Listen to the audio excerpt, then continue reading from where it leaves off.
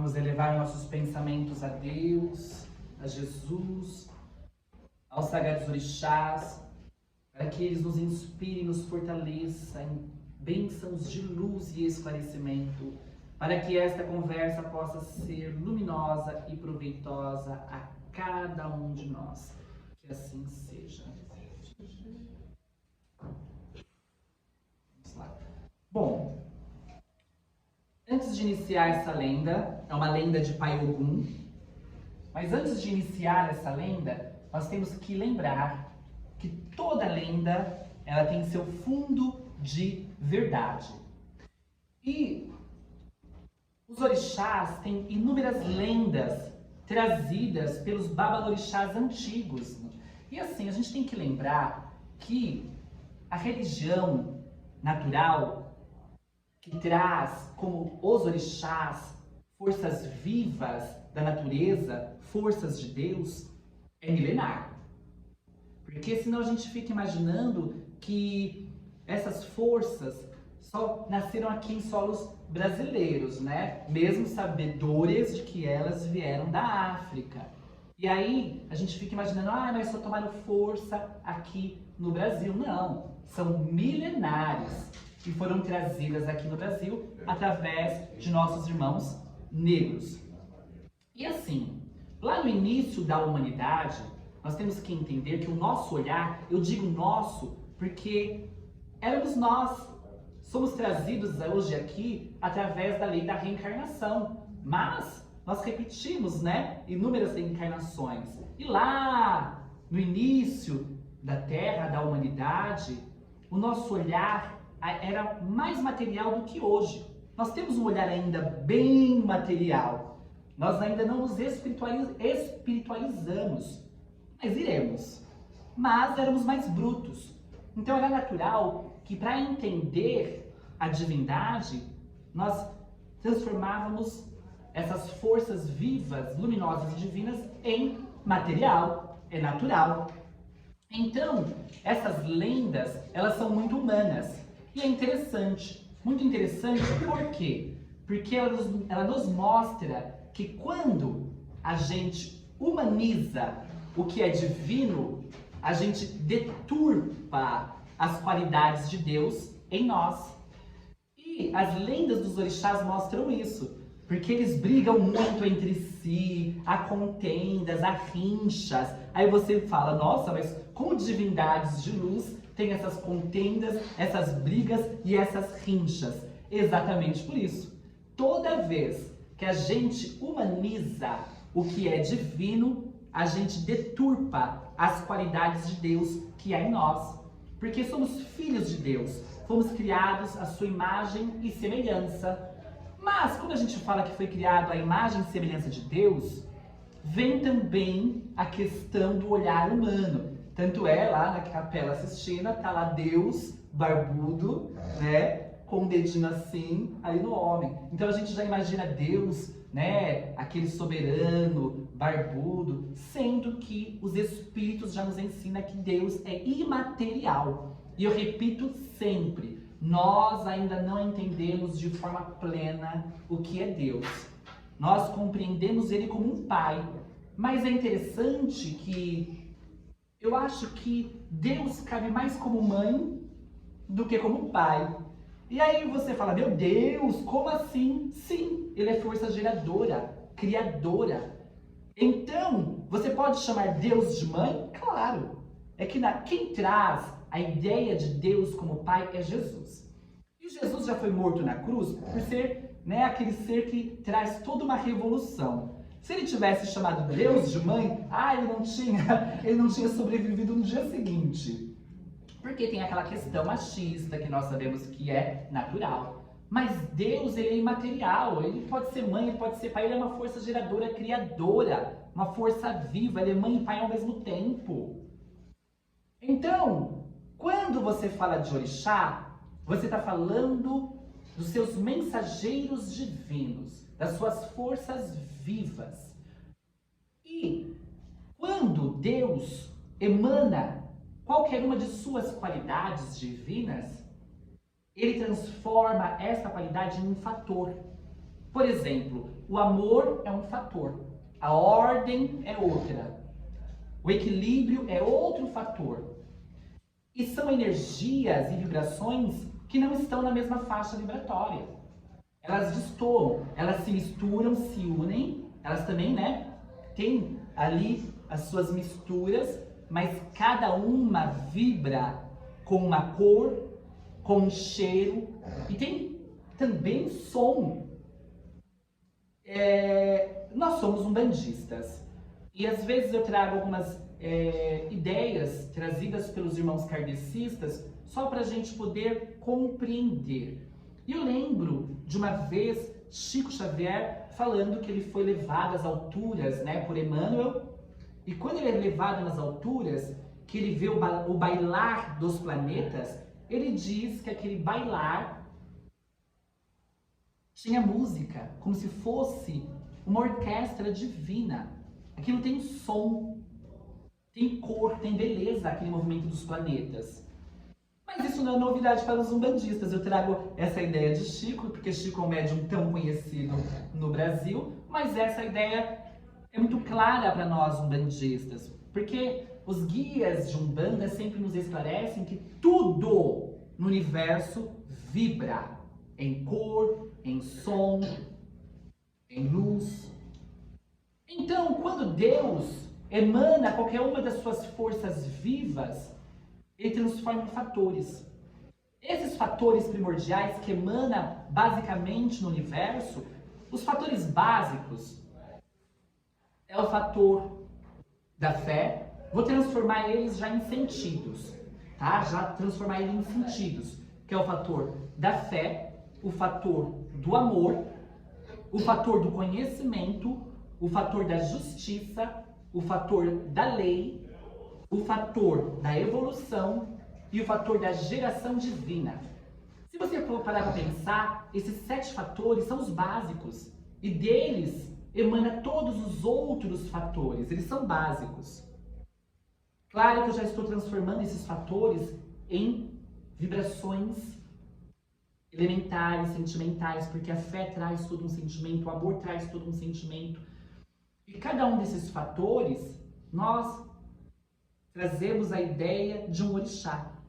Então, para nós umbandistas, depois de Deus, as maiores forças que nós temos no universo são os orixás. E é interessante que são os orixás que ainda a gente não conhece em terra, como Emanjá, como Ogum, como Xangô. São orixás, são forças vivas luminosas. Lembrando que semana passada a gente falou que orixá, a palavra orixá significa o quê? Senhores do alto. Do alto, do altíssimo. Esses orixás, eles emanam o tempo todo um fator. Então existe um orixá que emana o tempo todo o fator da ordem, o outro da justiça, o outro do amor, e vai emanando o tempo todo para o universo. E aí existe orixás responsáveis pela natureza. Natureza física, natureza humana, natureza espiritual.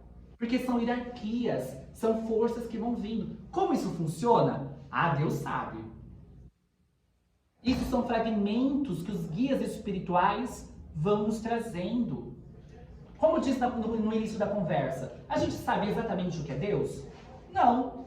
E esses orixás fatorais? Muito menos, porque está ali próximo de Deus. O que a gente começa a compreender são os orixás que nós trazemos dentro da gira. Aquele orixá que, entre aspas, a gente incorpora. Esses orixás que a gente incorpora já são forças vivas da natureza, não são humanos. Tá? Não são humanos. E para quem já tem uma ideia ainda, às vezes um pouco limitada, e fala, meu Deus, como assim? Não existe espíritos que não são humanos? Bom, isso é mais antigo do que a gente pode imaginar. Desde o início da humanidade, o ser humano já tem essa ideia de espíritos humanos e espíritos da natureza. Isso também não é novidade nenhuma para alguns dos nossos irmãos kardecistas. Lembrando que eu sempre falo porque o kardecismo, querido ou não, é das religiões espiritualistas grandes do nosso país. E muitas pessoas recorrem também à leitura espírita. Por isso que eu sempre faço, muitas vezes, a colocação do kardecismo. Mas, esses espíritos, como eles vivem, como eles surgem, como eles se movimentam, Deus sabe também. Há muitos mistérios que são vedados para o olhar humano. Então, nós temos que ficar ali, né? Ai, por quê? Até devemos. Mas tem forças espirituais que escapam dos nossos sentidos. No entanto, quando uma Iemanjá está em terra, a energia muda. Um médium que, entre aspas, incorpora uma Iemanjá, sente toda a sua força viva a se movimentar dentro de uma energia geradora. Quando estamos incorporados em Ogum também, tanto é que quando está cantando para Ogum aqui, que Ogum desce, né, a energia muda, fica toda uma força ordenadora. Porque esses espíritos da natureza que estão ligados a esse fator superior, eles emanam esse fator o tempo todo. Por exemplo, existe o fator da ordem, da lei divina, que eu falei semana passada, que traz todo um equilíbrio universal. Quando eu incorporo o Ogum dessa casa é seu sete lança. Ogum sete lança já não é mais essa ordem fatoral, esse orixá fatoral, esse orixá essencial, de essência divina. Ele já é um espírito da natureza, mas ligado a esta força. Então, ele emana o tempo todo também a ordem. E esses orixás, eles são aceleradores da nossa evolução. Ah, mas aonde fica Jesus? Bom, é preciso entender que Jesus, por mais respeito que nós tenhamos ele como mestre, porque ele é um espírito crístico. O que significa um espírito crístico? Crístico significa condição espiritual. Existem espíritos humanos, que somos nós, queremos evoluir, até nos transformar em espíritos angélicos, espíritos já puros. Isso demora milênios, tá? Não vamos se iludindo, não. E depois dos espíritos angélicos, existem os espíritos crísticos. E existe toda uma evolução. E os guias nos ensinam que o Mestre Jesus, ele só coordena o nosso planeta. Somente o nosso planeta. Existe um superior a ele que coordena o sistema solar. Que existe um superior que coordena o sistema galáctico. Só que assim, dá um nó na cabeça. Só que nós temos que pensar que todos nós somos feitos simples e ignorantes. Até mesmo esses orixás fatorais, eles também têm uma evolução, qual a gente não entende. Mas nós temos a nossa evolução e nós iremos nos transformar também em espírito crístico. O que é espírito crístico? São espíritos que já têm a condição de manipular esses fatores, essas energias e construir, através dessas forças, planetas e vida. Através da energia dos orixás. Então quer dizer que os orixás são superiores a Jesus? Dentro deste entendimento, sim. Sim. Lembra que a gente faz ligação de Jesus com Oxalá? Jesus trabalha para Oxalá. Jesus trabalha dentro do fator de Oxalá. Jesus está dentro deste fator. Existe uma energia da fé que emana o tempo todo. E aí, Jesus está dentro dessa energia. Como assim? Quando nós saímos de Deus, quando nós somos uma fagulha divina, quando nós somos apenas um sopro do Criador, nós já trazemos dentro de nós, latente, um desses fatores, de forma primordial. Às vezes a gente já sai de Deus com o fator da fé, como foi Jesus. E aí você precisa ser desenvolvido em todos os 7 fatores, em todos os 7 elementos. E depois que você se desenvolver, que você se transformar em um espírito angélico, este fator que estava dentro de você vai emanar de forma plena. E aí você vai ser realmente conduzido para aquilo que Deus espera que você seja dentro do universo. Porque não somos iguais. E cada um de nós vamos ter um lugar de trabalho nessa orquestra divina. Da mesma forma que o Mestre Jesus tem. E ele está dentro deste fator da fé. Difícil de entender? Difícil de entender? É uma loucura. É uma loucura, mas eu quero que a gente entenda essas forças de luz que sustentam o nosso planeta e o universo. Mas enfim, só para esclarecer que as lendas é mais para a gente entender os orixás de forma humana. Enfim, lá no início da humanidade, o planeta era coberto mais por pântano. Como cada elemento tem o seu responsável, o pântano é trazido na proteção de nossa mãe Nanamburuquê. Por isso que ela é considerada um orixá mais velho, mais antigo, porque ela é lá dos primórdios da humanidade.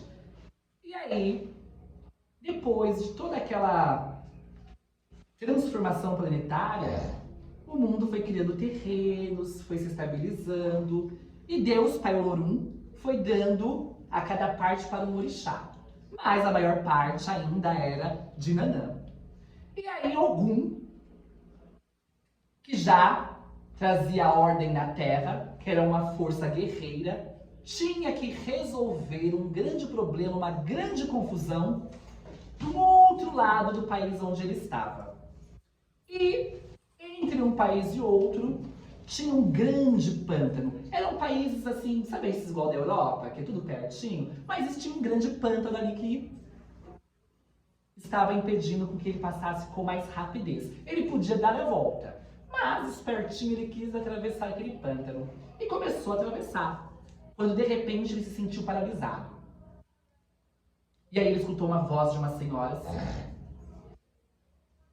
como é que você entra no meu reino e nem pede licença?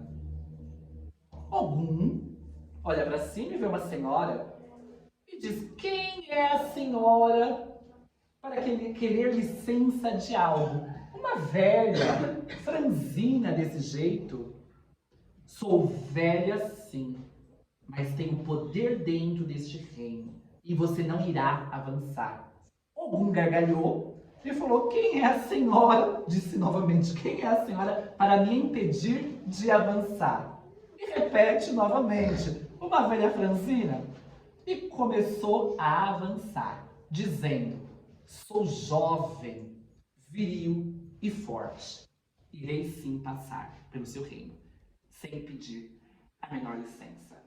Mas, de repente, um simples estalar de dedos de Nanã, um redemoinho começou a se formar naquele pântano. E aquela água barrosa começou a puxar Ogum. E Ogum, fazendo toda a sua força hércula, não conseguia avançar. O máximo que Ogum conseguiu fazer foi voltar para trás e ser impedido de ser tragado por aquela força poderosa. Ogum, extremamente irritado, disse assim: pois é, sua velha, essa você ganhou. Você tem força e poder, mas eu também tenho. Por aqui eu não passo, mas também ninguém passa, nem você. O seu elemento e a sua força é o pântano, o meu é o aço. Irei cobrir toda essa parte do pântano de aço, espada e lança. E começa a jogar lanças e espadas. Ela olha, vê que perdeu uma parte, mas sorri dizendo: no meu reino ninguém ultrapassa. E a partir daquele instante, ela proibiu que alguém entrasse com aço nos seus domínios. Olha que humano, olha que história extremamente humana. Mas aí a gente tem que lembrar que o fator, por isso que eu expliquei antes os fatores. O fator de Ogum é a ordem. O fator de Nanã é a sabedoria, é a evolução espiritual e divina. E aí, você pensa, Ogum, ele é a ordem divina, onde ele estava na cabeça em querer, passar por aquele pântano, sendo que o pântano, muitas vezes, devido, aos passos lentos que você tem dentro dele, você poderia levar mais tempo do que atravessar toda a terra seca. até mesmo com o seu cavalo. Então, por um momento, ele teve uma desordem mental que nem a gente tem, sabe? Que a gente não pensa muito bem e vai trocando os pés pelas mãos. Ogum fez isso. E além disso, além de não ter tido a sabedoria naquele instante, ele não tem o mínimo de respeito. E não existe ordem sem respeito e sem sabedoria. Todas as vezes que você tem uma força tamanha, impetuosa, dentro de si, sem ordem, você cai no desequilíbrio, na desarmonia. É igual um carro, né? Você pega um carro, fala um carro potente aí, os meninos. Oi? Uma Ferrari. É uma Ferrari. Você pega uma Ferrari e aí você tá ali a 100 por hora. Se você não vai diminuindo a velocidade aos poucos para poder blecar, o que acontece? Se você bleca de uma vez, o carro capota.